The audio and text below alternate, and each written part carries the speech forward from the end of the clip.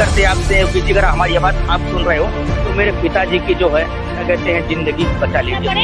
और तब भी सरकार न सुने तो कहती है कि बहुत बड़ा सवाल खड़ा हो रहा है लोकतंत्र। या तो हमें बोल दिए इच्छा मृत्यु का हमें दे दीजिए, अगर इच्छा मृत्यु हम लेना चाहते हैं। हम नहीं चाहते हैं कि जनगण की आवाज। ए टू जेड वॉइस जनगण की आवाज है। मैं जनाबा के खान आप सबका स्वागत करती हूँ। इस वक्त हम लोग मौजूद हैं लखनऊ के इको गार्डन में, और ये वो जगह है जहाँ पर लोग प्रदर्शन करके थक जाते हैं लेकिन इनकी कोई सुनवाई नहीं होती है।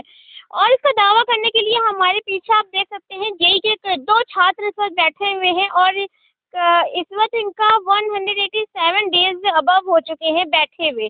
और यहाँ पर कितनी तेज धूप है इसका आप अंदाजा भी नहीं लगा सकते। जिस वक्त मैं मौजूदा हालात में खड़ी हूँ, ऐसे धूप में बैठकर प्रदर्शन कर रहे हैं, सरकार से अपने रिजल्ट के लिए मांग कर रहे हैं, लेकिन अभी तक कोई सुनवाई नहीं हुई है।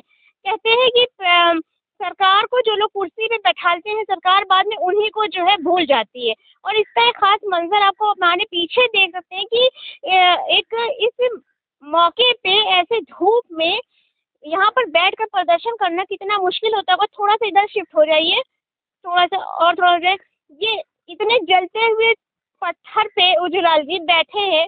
उज्जवल जी हैं, और आपका क्या नाम है? रजनीश कुमार। हिम्मत बांध के सरकार से मांग लेकर बैठे हुए हैं। पत्थर इतना जल रहा है, धूप कितनी है, देख लीजिए चारों तरफ सन्नाटे हैं, बैठे हुए प्रदर्शन कर रहे हैं, लगातार मांग कर रहे। क्यों नहीं सुनवाई हो रही है? कितना मुश्किल है यहाँ बैठना। एक कहावत है, परेशान जिससे शहर जीना किया हराम, और वही शख्स है सामने चोरी से सरनाम। तो हमारी बात आप समझ गए होंगे कि हम लोग यहाँ पे 6 महीने से ऊपर 187 दिन आज मेरा हो गया है यहाँ पे मैं कंटिन्यू बैठा हुआ हूँ। लेकिन अभी तक चाहे शासन हो, चाहे प्रशासन हो, चाहे आयोग हो, किसी के कान पे जूं नहीं रेंग रही है। आखिर क्यों? आखिर समस्या क्या है? कि आखिर समस्या हमारे ऊपर ही है, केवल जेई अभ्यर्थियों के ऊपर है। लेखपाल की जो आप भर्ती निकाल दिए, आप उसमें कितनी याचिकाएं अभी इतनी रिटें वहाँ पे पड़ी थी, आप उसको दरकिनार करते हुए उसका रिजल्ट आप घोषित कर दिए। और वो 21 में पेपर हुआ, 21 में उसकी वैकेंसी आई। हमारी वैकेंसी 18 की है। 5 साल हो गया हमारी वैकेंसी को, उसके बाद ना कोई नई वैकेंसी आई। कम से कम हमें कहीं ना कहीं आप बिलीव कर दीजिएगा। हम नहीं रिजल्ट मांगे, कोई दिक्कत नहीं है, लेकिन आप नई वैकेंसी निकाल दीजिए, हम पढ़ने में लग जाएंगे। ना आप नई वैकेंसी निकाल रहे हो, ना ही पुरानी वैकेंसी आप क्लियर कर रहे हो। मैं 18 का प्रतिभागी हूँ और 16 की वैकेंसी भी अभी पेंडिंग में है। ना आप 16 की निकाल रहे हो और ना ही 18 की निकाल रहे हो। आखिर ऐसी क्या मजबूरी है जो भर्ती अभी अधूरी है? हम इतना पीड़ित हो चुके हैं, परेशान हो चुके हैं। या तो हमें दे दिए रिजल्ट दे दिए, या तो हमें बोल दिए इच्छा मृत्यु का हमें दे दीजिए, अगर इच्छा मृत्यु हम लेना चाहते हैं। हम नहीं चाहते हैं कि घुट घुट के जीना, घर में मम्मी पापा की डांट सहना, अड़ोसी पड़ोसियों के ताने सहना, और रिश्तेदारों के जो भी हठास या क्या कहते हैं कि जो भी चीज़ें इतने कहते हैं कि वो हमें वो करते हैं, इतने परेशान करते हैं कि हाँ, कि डोंटिंग करते हैं कि हम वहाँ पे आज सब जगह क्या कहते हैं कि जाते हैं लोग शादी बातों में, हम नहीं जा रहे हैं। क्यों? क्योंकि हम बेरोजगार हैं और हमारे माथे पे लिखा है बेरोजगार। हम बेरोजगारी का दंश झेल रहे हैं। अब रोजगार पाते हुए भी हम बेरोजगार हैं। मुझे वास्तव में इतनी तकलीफ होती है कि आखिर हमने क्यों डिप्लोमा किया, हमने क्यों पढ़ाई की। और आज 6 महीने से ऊपर हो गया यहाँ पे लगे हुए हैं, डटे हुए हैं इसी आस में कि हमारी अब सुन लोगे सरकार, अब सुन लोगे सरकार। लेकिन आखिर अब कब सुनोगे? इतना परेशान। बहुत बड़े सवाल उठाए हैं उज्जवल जी हैं, आंखों में आंसू है, काफी थक चुके हैं। देखिए, क्या नाम बताया था? जी, रजनीश कुमार। रजनीश कुमार जी, जहाँ पर ऑटो पे सरकार का प्रचार का दावा होता है कि हम रोजगार दे रहे हैं, और इस धूप में बैठना पड़ रहा है, जलते हुए पत्थर पे बैठना पड़ रहा है। क्या कहना चाहेंगे? कितनी मुश्किलातों का सामना करना पड़ रहा है? जी मैम, काफ़ी सहना पड़ता है मैम, बहुत दिक्कतें होती हैं काफ़ी सर। पढ़ाई लिखाई की रिजल्ट नहीं जारी कर रहे हैं। कब से बैठे हैं? 187 दिन हो गया सर मैम। कितना? 187, 187 दिन हो गया है, काफ़ी टाइम हो गया है। रोजगार का जो दावा होता है उस पर कितना बड़ा सवाल आज खड़ा हो रहा है। केवल ये खोखलापन है, केवल किताबों में है, किताबों का केवल अखबारों में है, इनकी सुर्खियों में है। हकीकत कुछ और बयां करती है। आप ना ही यूपी तपस्वी से कोई भी भर्ती, ना आपने 21 की फाइनल की है, ना 22 की आपने कोई विज्ञापन दिया है।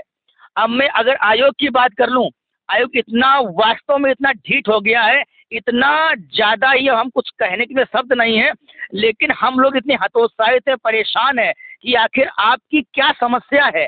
यदि आपके जो कर्मचारी हैं कम हैं तो आप भर्ती करिएगा। आपने यूडीएलडी भर्ती की है, उसके बाद आपने कहा कि जो भर जाएंगे उसके बाद हमारा कार्य अच्छे से कार्य करेगा, अच्छे से स्पीड से काम करेंगे, लेकिन हमें लगता कि आप स्पीड से काम कर रहे हैं।